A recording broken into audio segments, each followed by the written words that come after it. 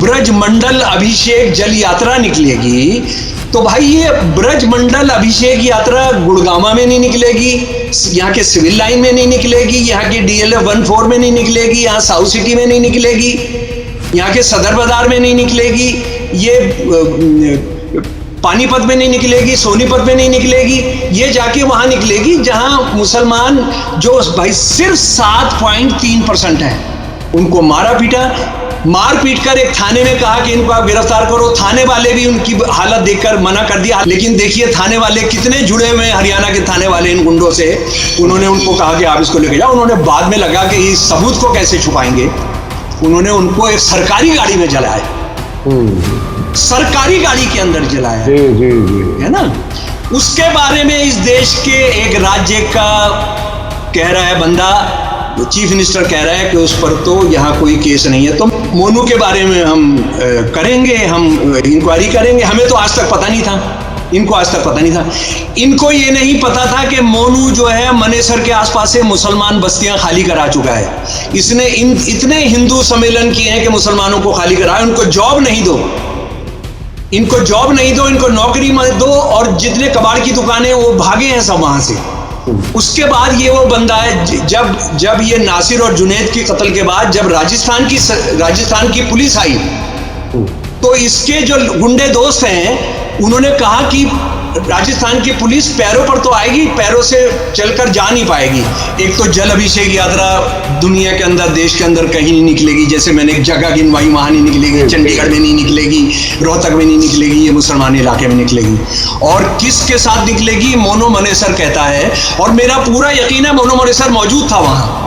वो ये कह रहा है मैं तो गया नहीं, विश्व हिंदू परिषद ने कहा, विश्व हिंदू परिषद ने कहा मैं वहां ना जाऊं, कहा हम आ रहे हैं, और हिंदू भाई वहां पहुंचे। और उसके साथ कि दामाद आ रहे हैं, जीजा आ रहे हैं, यानी जो मुसलमान लड़कियां हैं वो उनको तैयार रखो, जीजा आ रहे हैं। और यहां पर वो कह रहे हैं कि 20,000 हिंदू आ रहे थे, वो कैमरे लेकर नहीं गए, उन्होंने कोई रिकॉर्ड नहीं किया। क्यों नहीं किया रिकॉर्ड? इसलिए रिकॉर्ड नहीं किया क्योंकि उनको पता था इनके पास हथियार हैं, इनके पास। और ये तो मोदी के मंत्रिमंडल में एक मंत्री ने कह दिया है कि उनको हथियार कैसे मिले, उनको पिस्तौल कैसे मिली, उनको तलवारें कैसे मिली।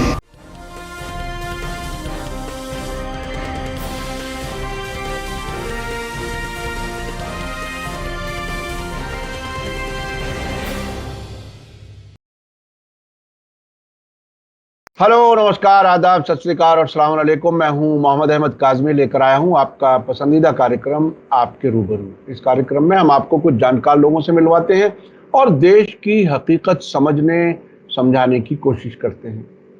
किस हालत में मुल्क है, ये अपने आप में भारत में रहने वाले लोगों के लिए भी, और जो भारत से बाहर रहने वाले भारतीय हैं उनके लिए भी बहुत बड़ा चिंता का विषय है।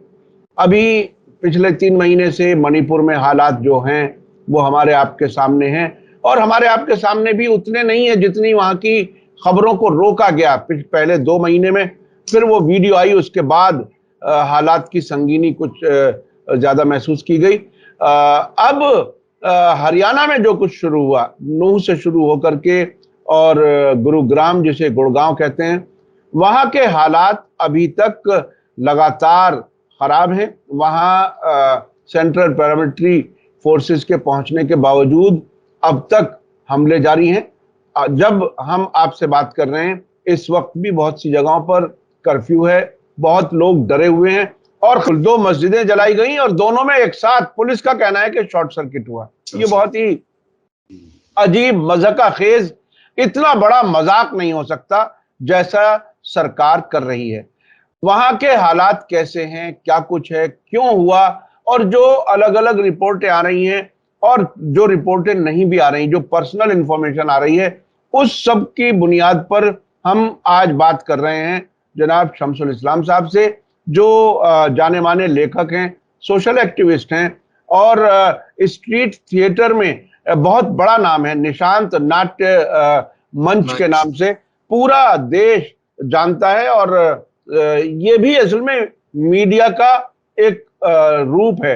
मीडिया कई तरीके से होता है, ये बहुत ही इफेक्टिव है लोगों के बीच में जाकर के कोई पैगाम देना। ये काम आप करते रहे हैं, बहुत सी किताबें हैं आपके जरिए लिखी हुई। आरएसएस पे खास काम है और आरएसएस के बारे में जितनी गहराई से शमसुल इस्लाम साहब को मालूम है और जितनी बैकग्राउंड इंफॉर्मेशन है, वो शायद आरएसएस के भी बहुत से लोग उस गहराई से नहीं जानते। अब मैं इसको और ज्यादा लंबा ना करके मैं सीधा चलता हूं शमसुल इस्लाम साहब के पास। शमसुल इस्लाम साहब, आप बताइए कि ये जो हरियाणा में जो हालात हुए, इसको अब आप कैसे देख रहे हैं? क्योंकि पहले एक मस्जिद में आग लगाई गई, एक नायब इमाम को कत्ल किया गया, 2 मस्जिदों में फिर आग लगी और अजीब सी हालत है। बहुत से पढ़े लिखे लोग, बहुत से वो लोग जो गुड़गांव में आईटी इंडस्ट्री में काम कर रहे हैं और मल्टीनेशनल कंपनियों में काम कर रहे हैं, उनके बारे में खबरें आ रही हैं कि वो गुड़गांव छोड़ करके दिल्ली या दूसरे अपने इलाकों में अपने वतन, अपने गांव, अपने शहर वापस जा रहे हैं। आप इसको कैसे देख रहे हैं? काज़मी साहब, बहुत शुक्रिया। पर मुझे लगता है कि मैं आपका शुक्रिया अदा कर रहा हूं, लेकिन इस तरह के मामले ना हो और इस पर बातचीत करने का अवसर कभी ना मिले, ये ख्वाहिश रहेगी। ये बहुत बहुत करीब, बहुत बहुत ख़राब दिन है, बहुत ख़राब दिन है। यानी ये गुड़गांवा और नूह या मेवात के इलाके के मुसलमान और हिंदुओं के लिए नहीं, इस देश के लिए जो कुछ हो रहा है वो बहुत बहुत दुखद है। और ये मैं बार बार कहता हूं कि जो कुछ यहाँ पर हो रहा है, उस सब के रहते इस देश को ख़त्म करने के लिए, तबाह करने के लिए, इस देश को खंड खंड कर देने के लिए ताकत की ज़रूरत नहीं है। हमने मणिपुर में देखा है। ये जरा दोबारा रिपीट कर दीजिए, बीच में कुछ ब्रेक आया था आवाज में। खंड खंड करने वाला जुमला ये दोबारा रिपीट। इस देश को जो लोग चाहते हैं कि ये टुकड़ों टुकड़ों में बढ़ जाए, पुर्जा पुर्जा हो जाए, इसका नामो निशान ना हो, इसके कोई किस्सा ना हो तारीख के अंदर, तो ये कोई बाहर से कोई पाकिस्तानी, चीनी किसी को आने की ज़रूरत नहीं है, किसी आईएसएस को आने की ज़रूरत नहीं है। ये हिंदुत्ववादी जो ये शासक हैं और उनके जुड़े हुए जो क्रिमिनल संगठन है वो इस सबको कर देंगे। और ये मैं ऐसे ही हवाबाजी की बात नहीं कर रहा हूँ। अभी सारी बात, जब सारी सच्चाइयाँ आपके सामने रखूंगा तो मुझे लगता है कि मैं अपनी बात के पक्ष में कुछ सबूत आपको दे पाऊंगा। और अगर नहीं तो आप जो मेरे साथ डिफेमेशन या जो भी करना चाहते हैं वो करिए, मैं उसका स्वागत करूंगा। अगर आपको लगता है कि मैं ये गलत बोल रहा हूं तो यानी आप ये समझ लीजिए कि लगातार झगड़े और वो जारी हैं और उसके अंदर आम हिंदुओं का कोई लेना देना नहीं है जो सारे गुड़गांव के अंदर अब हो रहा है। लेकिन एक गिरोह है जो बजरंग दल ने पाला है, जो बजरंग दल तैयार किया है, विश्व हिंदू परिषद ने तैयार किया है, और वो किसी भी तरह से गुड़गांव के अंदर मुसलमानों को नहीं रहने देंगे। उन्होंने कुछ ऐसा मन बनाया और ये कोई नया मन नहीं है, अब उनको लागू कर रहे हैं। मन उनका बहुत पुराना है।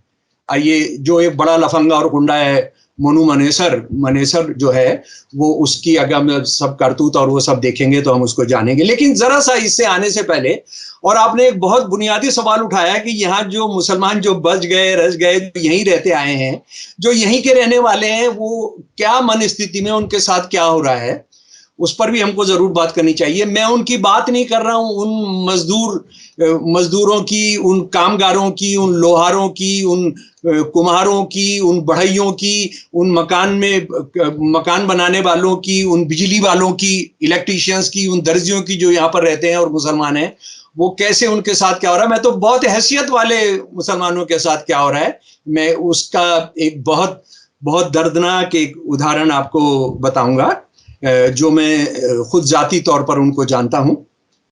तो जरा सब बात आने से पहले जो मैं हमेशा कहता हूं कि हम जरा सा ये चीजें क्यों हो रही हैं इसको भी जान लें, है ना, और क्यों नहीं होनी चाहिए इसको हम जान लें।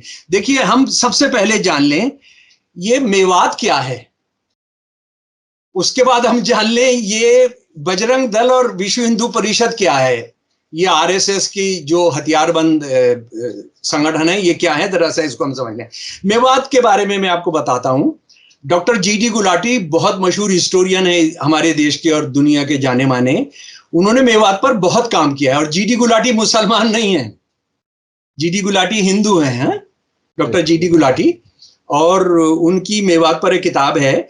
और उससे पहले हमारे यहाँ पर यादव जी थे, केसी यादव जी, उनका भी बहुत काम था।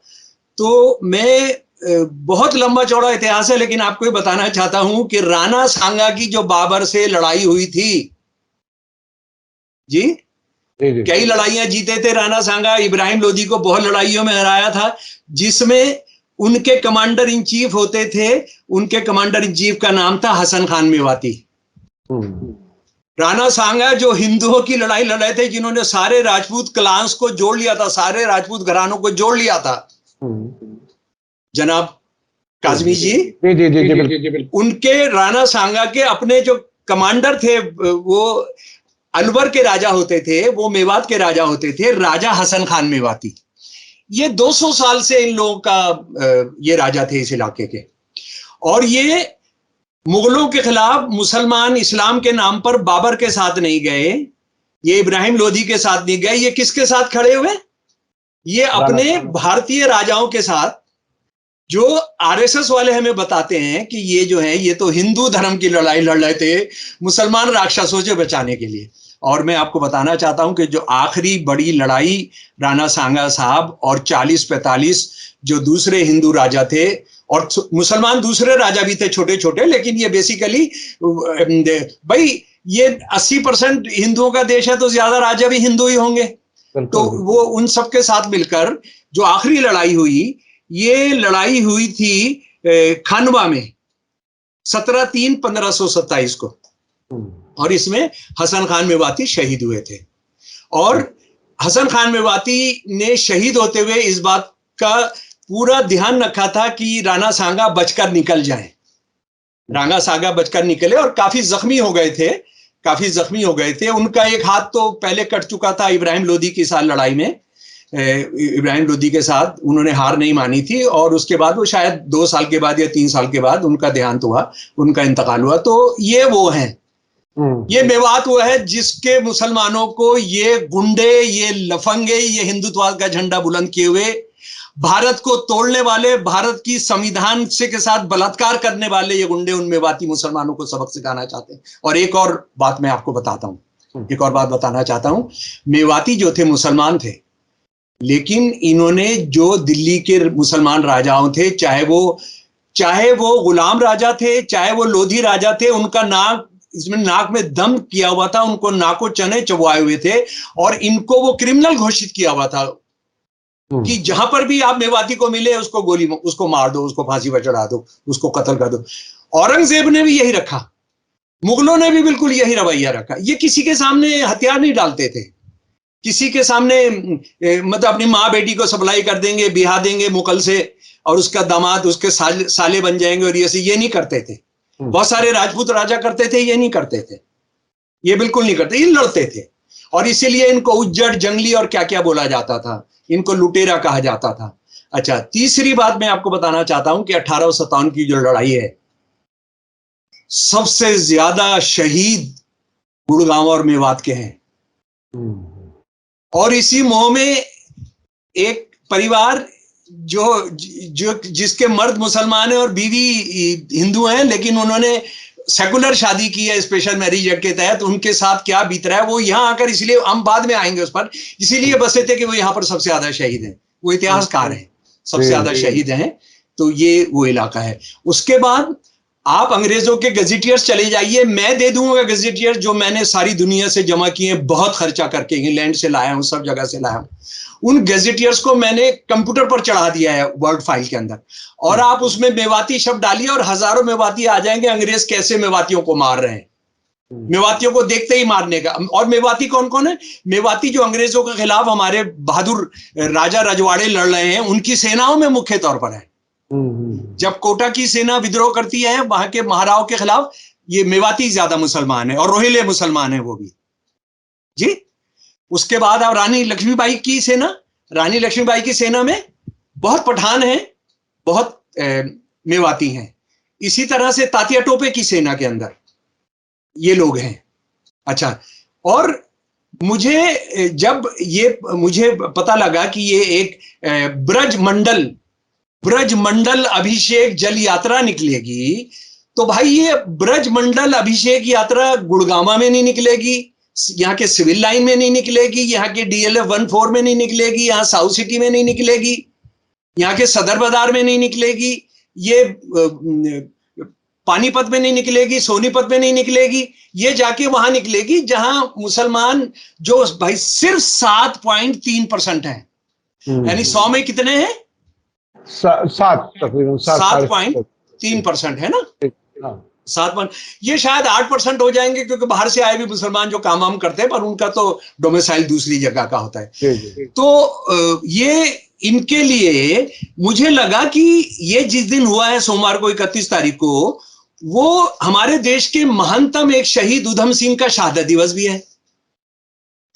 31 जुलाई 1940 को लंदन के एक जेल के अंदर इस बहादुर ने, जिसने 21 साल के बाद जलियांवाला बाग का बदला लिया था, और मैं इन क्रिमिनल्स हिंदुत्ववादियों को बताना चाहता हूं और मुसलमान बलवाइयों को बताना चाहता हूं कि उन्होंने जब पकड़े गए थे कैक्सटन हॉल में इससे 8 महीना पहले, जब गोली मारी थी जनरल ओडायर को, माइकल ओडायर को सॉरी, तो उसके बाद अपना नाम बताया था मोहम्मद सिंह आजाद।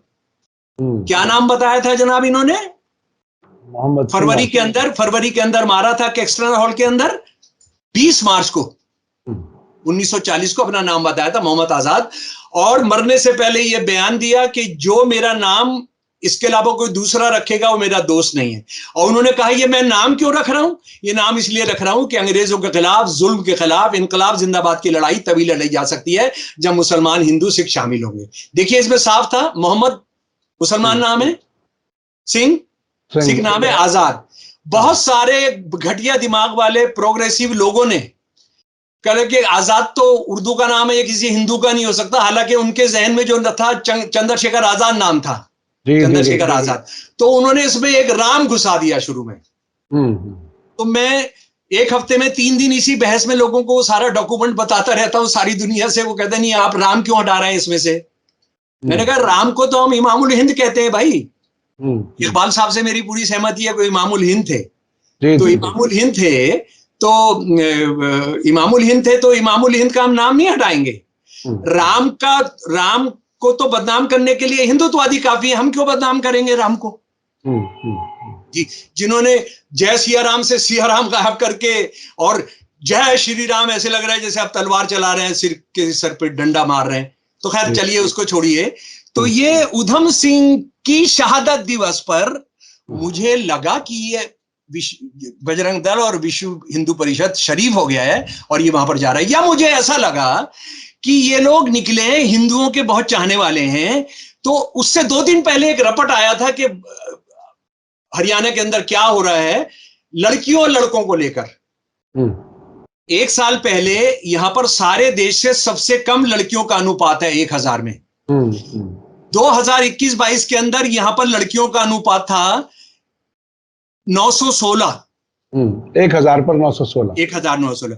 ये दिसंबर का आंकड़ा जो 31 जुलाई से 2 दिन पहले सरकार ने पार्लियामेंट में पेश किया है, उसके अंदर ये 906 हो गया है।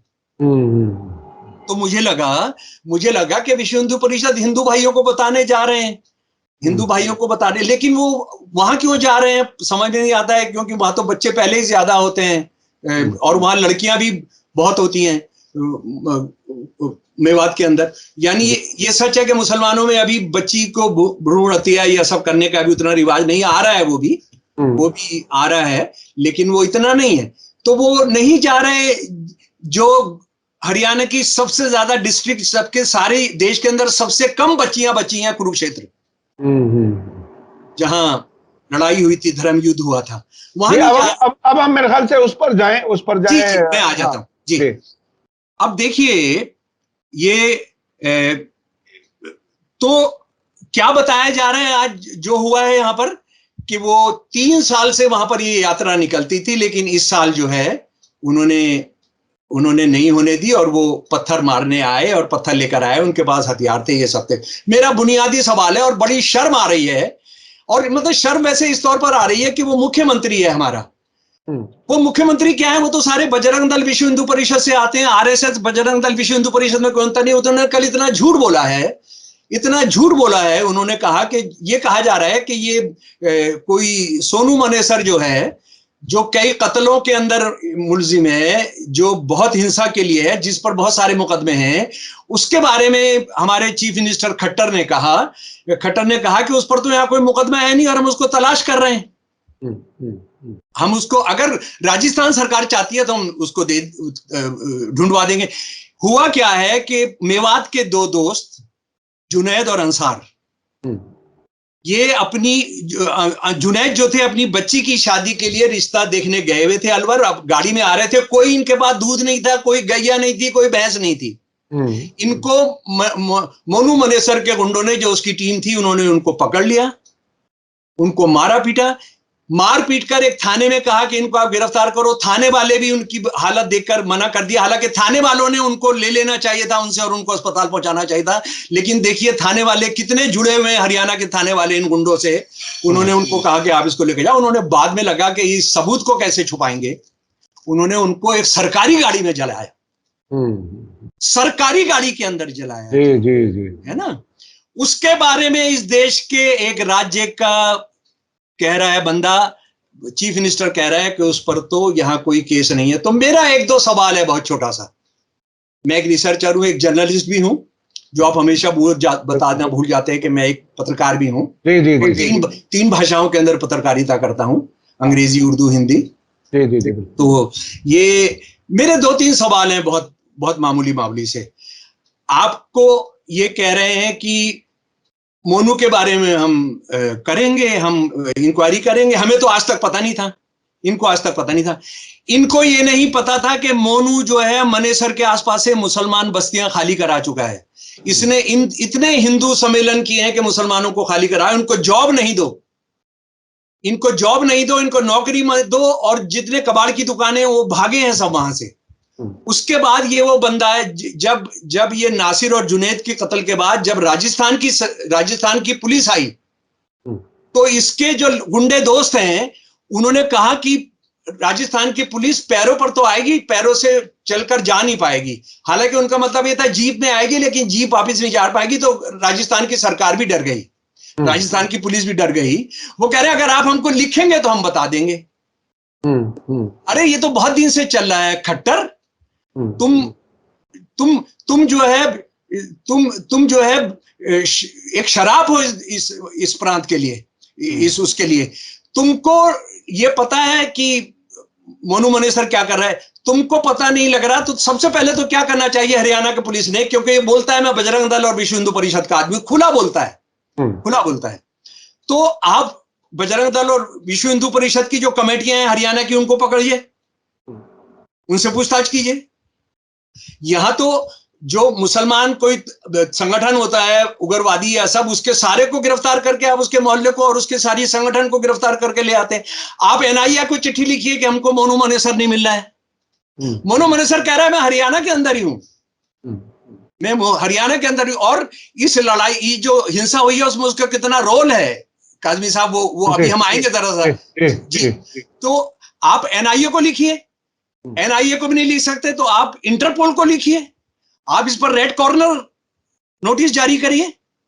आप उसको नहीं कर रहे हैं। इसका मतलब है, मैं तो साफ बोल रहा हूं, अगर हरियाणा की पुलिस इसको हरियाणा में नहीं पा रही है, तो इसका मतलब है ये पनाह कहां लिए हुए है, या तो खट्टर के अंदर पनाह लिए हुए है, खट्टर के घर के अंदर, या हमारे होम मिनिस्टर के यहां पनाह लिए हुए, वहीं बच सकता है।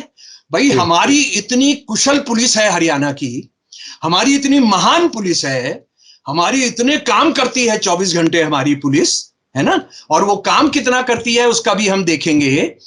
ये मैं बात बहुत लंबी है, लेकिन बात शॉर्ट करते हुए कह रहा हूं, जो लुटा है एक दुकानदार जो लुटा है, मैं आपको उनकी बात सुनाना चाहता हूं। एक हिंदू दुकानदार जी, वो हिंदू दुकानदार का नाम है सत्य प्रकाश गर्ग जी। 55 साल के हैं। नूह में इनकी बहुत मशहूर मिठाई की दुकान है, नूह के अंदर। उन्होंने कहा कि ये जो दंगे हुए, ये सब हुआ, इसके अंदर मेरी दुकान लूट ली गई और मुसलमानों ने लूटी जी। लेकिन उसके साथ वो क्या कह रहे हैं, मैं उनसे बहुत नाराज हूं जिन्होंने मेरी दुकानें थी, मुझे बहुत गुस्सा है, लेकिन मैं प्रशासन पर ज्यादा गुस्सा हूं कि उन्होंने ये क्यों होने दिया। ये सवाल $1 मिलियन क्वेश्चन है, उन्होंने क्यों होने दिया। जरा से इसको हम आते हैं।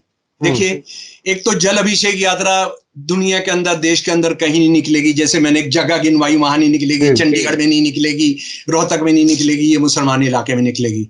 और किसके साथ निकलेगी? मोनो मनेसर कहता है, और मेरा पूरा यकीन है मोनो मनेसर मौजूद था वहां। वो ये कह रहा है मैं तो गया नहीं, विश्व हिंदू परिषद ने कहा, विश्व हिंदू परिषद ने कहा मैं वहां ना जाऊं।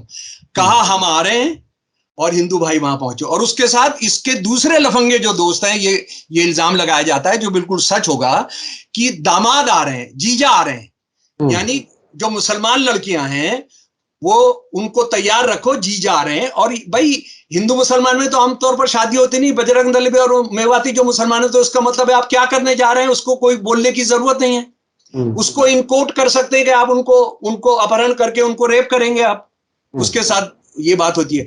अच्छा, दूसरा, पुलिस किस तरह से शामिल है उसको समझ लीजिए। हम दिल्ली के अंदर, या जब से खासतौर पे मोदी राज आया है, कहीं पर 50 आदमी भी होते हैं, 25 आदमी भी होते हैं, 50 कैमरे रहते हैं पुलिस के और इंटेलिजेंस एजेंसीज के। हमारे नाक पर कैमरा चढ़ाए रखते हैं और कौन सा भंगिमा है जो वो रिकॉर्ड नहीं करते, कौन सा शब्द है जो वो नहीं करते। यहां पर वो कह रहे हैं कि 20,000 हिंदू आ रहे थे, वो कैमरे लेकर नहीं गए, उन्होंने कोई रिकॉर्ड नहीं किया। क्यों नहीं किया रिकॉर्ड?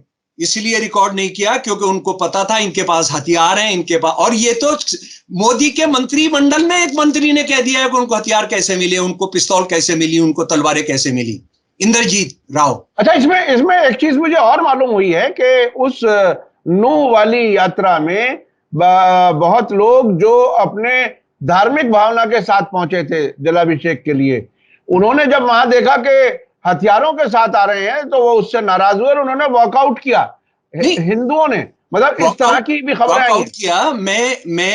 मैं फरीदाबाद का एक जानता हूं, जो मुझे बताया गया कि वो गए थे कि कुछ ठीक ठाक होगा, वहां से आए, उनकी गाड़ी तोड़ी गई। उनकी गाड़ी तोड़ी गई क्योंकि उनको नहीं पता था कि यहाँ बलवा होना है।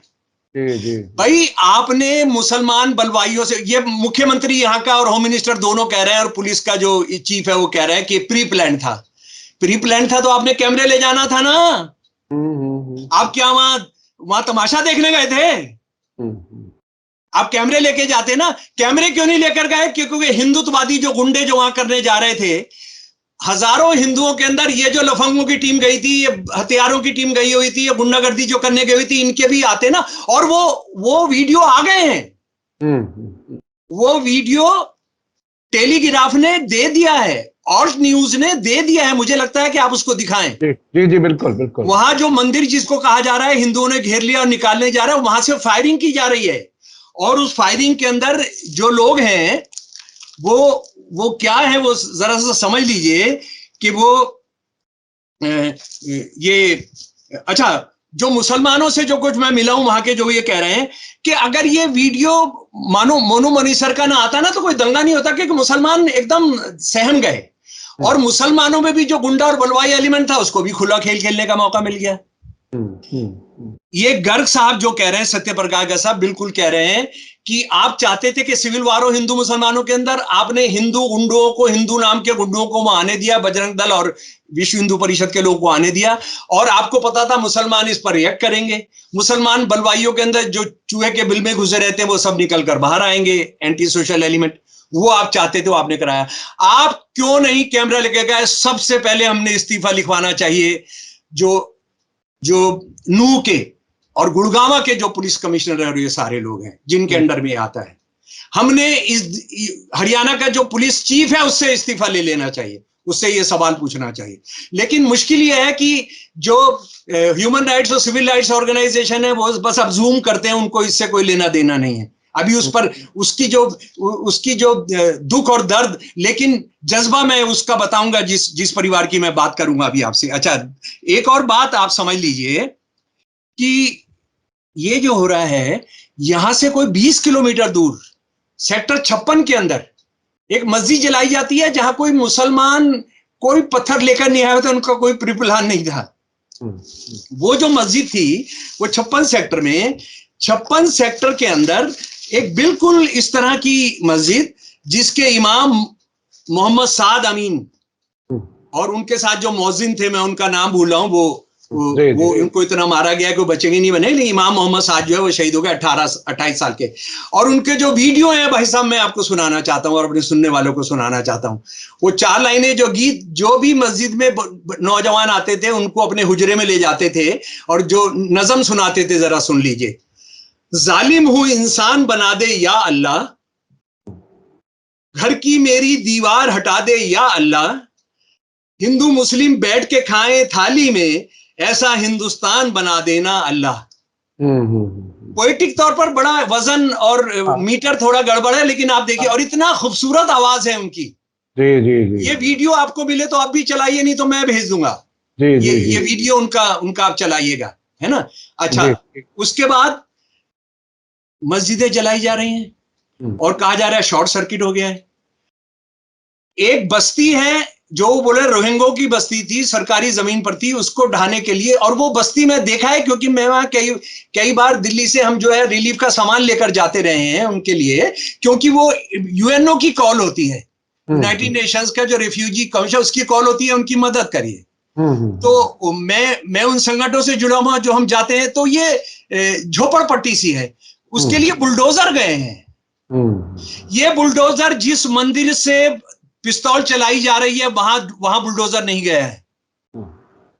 ये बुलडोजर जो 56 की मस्जिद तोड़ी गई है। अच्छा, उसमें देखिए शर्मनाक बात क्या है, पुलिस वाले कह रहे हैं कि हमने तो 2 गाड़ियां लगाई हुई थी, 2 गाड़ियां लगाई हुई थी और ये 100 लोग आके ये कर दिया। अच्छा, आप देखिए, फिर मेरा सवाल है एक पत्रकार के तौर पर, भाई तुम कैमरा नहीं लेकर गए वहां, नंबर 1 बात। नंबर 2 बात, ये आरएसएस का कोई गुप्त तो आयोजन था नहीं, कोई कॉन्स्पिरेटोरियल तो नहीं था कि गांधी जी की हत्या करानी है, कैसे उसको कर लो, उसको कर को उसको ये करा दो, है ना। राजेंद्र प्रसाद जी ने कहा कि 47 के अंदर आरएसएस वाले मुसलमान ड्रेस पहना के और खतना करात तक के उन्होंने मुसलमान आदमी बना दिए थे और वो रेप करते थे हिंदू लड़कियों का और बलात्कार और गुंडागर्दी करते थे, जिसके नतीजे में दंगा भड़कता था। ये कोई उनका गुप्त तो नहीं कर रहे थे, 100 लोग गए थे, इन 100 लोगों में से किसी को नहीं पकड़ पाए वो। जी, आजकल तो सर कैमरे का मामला यह है कि अगर ऑफिशियल कैमरा भी ना हो और कोई चाहे तो अपने मोबाइल से वीडियो बना सकता है। जी, पुलिस वाला बना सकता है। हाँ, बिल्कुल बना सकता है अगर सबूत रखना चाहे। जिस तरह से ये बीजेपी आरएसएस के लोग अकेले आदमी को मॉब लिंचिंग करके उसकी वीडियो बना लेते हैं, वहां सरकारी कैमरा तो नहीं होता। तो यहाँ कम से कम जो लॉ एंड ऑर्डर को संभालने की जिनकी जिम्मेदारी थी वो अपने कम से कम मोबाइल से ही कर सकते थे। अब आप देखिए उसका क्या लेना देना था उस मस्जिद का। इसका मतलब है आपने मुसलमानों को सबक सिखाना है, इसके लिए आप जा रहे हैं। और ये तो बिहार का बेचारा रहने वाला था, यहाँ पर एक नौकरी करता था, है ना, और ये इमामत की डिग्री लेकर आए होंगे। अच्छा, अब मैं एक बहुत बुनियादी सवाल कर रहा हूं। बुनियादी बात क्या है, इससे भी इसी तरह की एक दिल को दहला देने वाली तरफ आपको लेकर जा रहा हूं। एक रेलवे ट्रेन के अंदर लेकर जा रहा हूं आपको, बंबई से जयपुर जाने वाली ट्रेन में। वहां पर सफर चल रहा है और वहां क्या होता है कि एक साहब, एक पुलिस अफसर है जिसका नाम है सचिन जी, सचिन है। और उसके अंदर वो क्या करता है, पहले उसकी बहस होती है अपने पुलिस अफसर के साथ। अच्छा, एक बात और बता दूं, ये जो नूह का है, ऐसा नहीं है हिंदू मुसलमानों ने साथ नहीं दिया है, एक दूसरे को बचाया, ऐसे सैकड़ों उदाहरण है, उसकी चर्चा नहीं हो रही है। जो परसों की मस्जिद जलाई गई थी उसमें लोग गिर गए थे 20-22, सिखों ने बचाया है। बादशाहपुर के पास सिखों ने बचाया है उनको, सिखों ने अपने घर के अंदर पनाह दी है। और इसी तरह का जी, ये खबर कहीं नहीं आ रही, कहीं नहीं आ रही खबर, कहीं खबर नहीं आ रही, मैंने लगाई है बस। मैंने मुझे पता है कि उन्होंने किया था और बिना अपनी जान पर खेलकर उनके भी घर जलाए जा सकते थे। बिल्कुल। अच्छा, अब ये बंदा क्या करता है सचिन, ये हाथरस से आता है जो काफी आरएसएस वगैरह का गढ़ है, और वहां ऐसा माना जाता है। और वहां जो आसपास का जो है, उन्होंने आरएसएस वगैरह ने काफी काम किया है। सबसे पहले अपने अफसर को मारते हैं टीकाराम मीणा। मेरा पूरा यकीन है कि ये मुसलमान पैसेंजर के साथ काफी पहले से बदतमीजी कर रहा होगा, तो उसको इन्होंने डांटा होगा। लेकिन कहा यह जा रहा है कि वो छुट्टी चाहता था, उसका तबीयत खराब थी, ये सब था। अरे तबीयत खराब थी तो लिटा देते उसको। लेकिन इतनी बहस हो गई। आमतौर पे हम भी देखते हैं कि कई बार हम ट्रेवल कर रहे हैं रेल के अंदर, तो पुलिस वाला आके लेट गया कि जी सारी रात मेरी ड्यूटी रही है, हम कहते हैं भैया लेट जाओ। दिन आता है तो हम कहते हैं भैया लेट जाओ। बहुत सारी बार होता है। पुलिस वाले की तो बहुत खराब हालत है ना, पुलिस वालों की बहुत खराब हालत है, तो लेट जाते हैं, थक जाते हैं, तो आप उसको आराम करा देते। उसने मारा। उसके बाद इसने नाम पूछ पूछ के मारा। असगर अब्बास अली को 48 साल के, अब्दुल कादिर मोहम्मद हुसैन भानपुर वाला को 64 साल के, और आखिर में मारा सैयद सैफुल्लाह को। ये बोगी S6 या 5 में आया और आदमी को डागा तेरा नाम क्या है, उन्होंने कहा सैफुल्लाह। वो समझे पुलिस वाला है तो ना कोई इंक्वायरी कर रहा है, जानना है तो क्यों मैं बताऊंगा। फौरन गोली मारी। और उसने वीडियो बनवाया, दादागिरी करके एक पैसेंजर से वीडियो बनवाया जिसमें कह रहा है कि ये सब गुंडे हैं, ये सब पाकिस्तान के एजेंट हैं, ये हमारा मीडिया कह रहा है। और यहां रहना है तो मोदी जी को और योगी जी को और अपना जो महाराष्ट्र का जो शिवसेना का जो था, जी जी जी, शिंदे, नहीं उद्धव ठाकरे, ठाकरे नाम लेता है वो, है ना। अच्छा, अब आप बताइए, इतना सीधा बोल रहा है कि वो आरएसएस से जुड़ा हुआ है, बजरंग दल से जुड़ा हुआ है ना। आप कह रहे हैं वो मेंटली अनसाउंड है।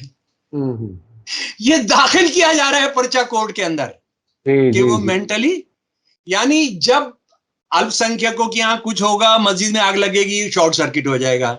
जब मेजोरिटी से जुड़ा हुआ कोई हत्यारा होगा, उसको मेंटली साउंड नहीं होता है ना जी, वो मेंटली साउंड नहीं होता है। ठीक है, तो ये जो हो रहा है, बात ये है कि ये इस देश को तबाह कर देंगे। और मणिपुर से इन्होंने कोई सबक नहीं सीखा। मणिपुर को एक राज्य के बीच में बॉर्डर हो गया है, मेथी और उनके बीच में। उसका नाम बॉर्डर हो गया है, बॉर्डर, बिल्कुल बॉर्डर हो गया है। अच्छा, अब मैं असल में जो बात जो शायद मेरा मैं अब चाहूंगा कि आप इसको थोड़ा सा अब लोगों को जो बात कहनी हो मैसेज के तौर पर, उस पर आ जाएं, क्योंकि वक्त बहुत कम रह गया हमारे पास। असल में नतीजे के तौर पर तो यह है कि मैं उस परिवार की बात सुनाऊंगा, तो वो मैसेज है उसके अंदर। हाँ जी जी, बात यह है कि हमने इस देश को खत्म नहीं होने देना है। ये लड़ाई अब आरएसएस विश्व हिंदू के गुंडों से हो गई है। और ये बजरंग दल और विश्व हिंदू परिषद से सबसे पहले उन्होंने मांगना चाहिए हिसाब। ये आरएसएस की किताब है कि ये आरएसएस ने बनाया है विश्व हिंदू परिषद ने बजरंग दल बनाया। इसकी कोई रजिस्ट्रेशन नहीं होता, इसका कोई कॉन्स्टिट्यूशन नहीं है। तो सबसे पहले उन्होंने इसका हिसाब मांगना चाहिए, और ये अगर गैर कानूनी है तो उनको जेल में डालना चाहिए, अगर इनका कोई संगठन नहीं। और उसके बावजूद ये सरकारी पैसे लेकर गांव बचाने की काम कर रहे हैं, तो ये तो बहुत गंभीर मसला है। इसका मतलब है भारत के संविधान को इन्होंने जलाकर फूंक दिया। अब मैं आपको बताता हूं क्या बीत रहा है, लेकिन उसी में उम्मीद भी है। यहां एक परिवार है, बड़े बुद्धिजीवी हैं, पति मुसलमान है, मुसलमान इस तौर पे कि वो मुसलमान परिवार में पैदा हुए थे, और उनकी हिंदू पत्नी है, और इनकी शादी हुई है एक सेकुलर लॉ के तहत। ये आबाद बसे गुड़गांव के अंदर, क्योंकि गुड़गांव के अंदर सबसे ज्यादा हिंदू मुसलमान सिख शहीद हैं, और वो शहीद पंडित भी हैं, ठाकुर भी हैं, गुजर भी हैं, मेवाती भी हैं, पठान मुसलमान भी हैं, सब हैं। हम शायद यहाँ ये गुंडे और लफंगे देश को तोड़ने वाले ये नहीं जानते हैं कि राव तुलाराम जी की सेना के अंदर 50% से ज्यादा मेवाती मुसलमान थे जो शहीद हुए उनके साथ। राणा नाहर सिंह, बल्लभगढ़ के राणा नाहर सिंह, जिनको दिल्ली में फांसी दी गई थी, उनकी सेना के अंदर 30 से 40% मेवाती मुसलमान थे। तो खैर, ये आकर बसे, बहुत बहुत बहुत अच्छा है, बहुत अच्छा था। लेकिन वो 4-5 दिन जो हुआ, और ये जो परिवार है ना, ये देश का कौन सा सेकुलर और कौन सा ह्यूमन राइट्स ऑर्गेनाइजेशन नहीं है जिसके सदस्य नहीं है। उसकी नेशनल काउंसिल में, उसकी एग्जीक्यूटिव कमेटी में ये सब है। उनसे इनमें से कोई पूछने नहीं आया। किसी ने नहीं पूछा तुम्हारे साथ क्या हुआ है। मतलब इनका ना पूछते कि तुम जहां रहते हो वो क्या हुआ है, वहां क्या हुआ है। और लेकिन एक मोदी सरकार के मंत्री थे, उनको ध्यान आया तो वो पहुंचे और कहा कि मैं आपको लेकर चलना चाहता हूं। लेकिन उन्होंने क्या जवाब दिया जरा वो सुन लीजिए। वो अभी आरएसएस के बहुत विरोधी हैं जो मंत्री हैं, जी जी जी। बड़ी हस्ती हैं। उनको जवाब दिया कि देखिए मैं क्यों जाऊंगा यहां से, मेरा परिवार तो, मैं जिस परिवार से आता हूं वो तो 47 में भी पाकिस्तान नहीं गया। और दूसरी बात यह है कि मतलब ये भी दोनों ने कहा कि क्यों जाएंगे, ये तो कहां कहां जाके कहां कहां घुसेंगे, किस किस जगह से छोड़ना पड़ेगा। और जहां यहीं यहीं रहेंगे, यहीं लड़ेंगे, और ना बंद रहेंगे, घर के अंदर बंद भी नहीं रहेंगे, ताला लगाकर। बहुत सारी बार होता है ना, बाहर ताला लगाकर आप अंदर बैठे रहते हैं, करते हैं, बिल्कुल नहीं करेंगे, सामान्य जीवन जिएंगे जो कुछ होगा। और ये तो इस देश का टेस्ट है, उन्होंने कहा हमारा टेस्ट थोड़ी है। और अगर हमको मार भी दिया जाता है तो मुझे लग रहा है कि वो ये जो तमाम जूम पर रहने वाले बस और पेपरबाजी करने वाले ये ह्यूमन राइट्स संगठन और ये फला फला फला जो हैं, ये उनको शायद कुछ शर्म दिला सके। उन्होंने कहा दिक्कत ये है कि ये जो संगठन है जो अपने आप को सेकुलरवादी कहते हैं और हिंदुत्व से लड़ने की बात करते हैं, वो इस बात की लड़ाई नहीं लड़ रहे हैं कि आरएसएस से हिंदुओं को बचाना है, वो मुसलमानों को बचाने की लड़ाई लड़ रहे हैं, जो उनका एजेंडा नहीं है। उनका एजेंडा है हिंदुओं को खत्म करना है। और ये सारे धंधे वो मुसलमान जो चाहे 3% हो, 4% हो, 5% वो मुद्दा बनाते हैं और आप भी उस मुद्दे को पकड़ लेते हैं। उन्होंने कहा उनको, मुझे उनका सेंटेंस और अपनी बात खत्म कर रहा हूं, कि हिंदुत्व का जो ये सांड है इसको आपने सींग से पकड़ना चाहिए, आप उसकी दुम पकड़ रहे हैं, आप सफल ही नहीं हो सकते हैं। जी जी। और जब अगर पकड़ने वाले की नियत ही खराब हो, वो खुद अगर उसको भड़का करके अपने सियासी फायदे के लिए काम कर रहा हो, तो सिचुएशन और ज्यादा खराब। नहीं काजमी साहब, ये मैं जो हमारे ह्यूमन राइट्स ऑर्गेनाइजेशंस हैं, नेशनल और ये सारी हर चप्पे चप्पे पर हैं जो आरएसएस से लड़ने की बात करते हैं, दूर क्या जाना है। योगेंद्र यादव, आप योगेंद्र यादव है ना, दुनिया की हर टीवी डिबेट में भारत के प्रजातंत्र को बचाना है। पहले ये आरएसएस के साथ आता था, लेकिन पिछले दिनों ये कांग्रेस के साथ आ गया है। जी जी जी। ये तो यहीं का रहने वाला है, गुड़गामा का, रिवाड़ी का। जी जी जी। कहां है ये, कहां आकर ये, कहीं पर मुसलमान हत्याएं हो रही होती हैं, उनको आकर ये खड़े होते हैं और अपनी जान देते हैं। अच्छा, दूसरा एक आखिरी बात, एक बहुत अच्छा लेख आज इंडियन एक्सप्रेस में है, कोई इंग्लैंड या अमेरिका यूनिवर्सिटी के प्रोफेसर हैं, श्रीवास्तव या क्या नाम है, जी जी जी। उन्होंने इतना अच्छा, इतना जबरदस्त लेख लिखा है। उन्होंने पूरा गुड़गामा के अंदर उन्होंने कहा है कि ये मोनो रिलीजियस सिटी होता जा रहा है, जो मल्टी रिलीजियस था। और उन्होंने मस्जिदों का आंकड़ा पेश किया है, कहा कि जहां पर मुसलमानों की तादाद आजादी के बाद से 20 गुना बढ़ गई है, उसमें 22 मस्जिदें हैं जिसमें सिर्फ 10 लीगल हैं। और उसमें एक मस्जिद का जो ये है कि सरकार ने परमिशन दिया, लेकिन वहां पर जो आसपास के हिंदुत्ववादी दिमाग वाले लोग हैं वो उसको बनने नहीं दे रहे हैं। दूसरा उदाहरण जो उन्होंने नहीं दिया है, यहाँ के मुसलमान जो कसाई हैं, जो काफी बड़ी तादाद के अंदर और खटीक हिंदू हैं, वो मीट का धंधा उनका बंद हो रहा है। क्यों बंद हो रहा है? इसलिए बंद हो रहा है कि यहाँ जो कमेला है, कि सरकारी कमेले से लाइए, मोहर लगा हुआ तो आप बेच सकते हैं।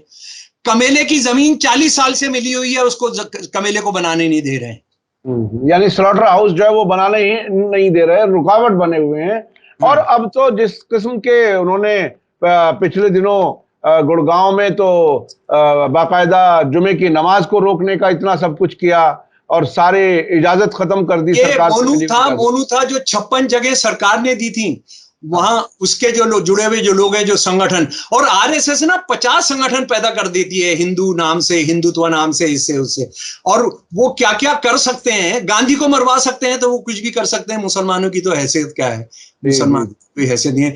तो मेरे प्यारे दोस्तों, देखिए, अपनी अपनी मौत का इंतजार मत करिए, है ना, इस देश को बचाने की लड़ाई लड़िए।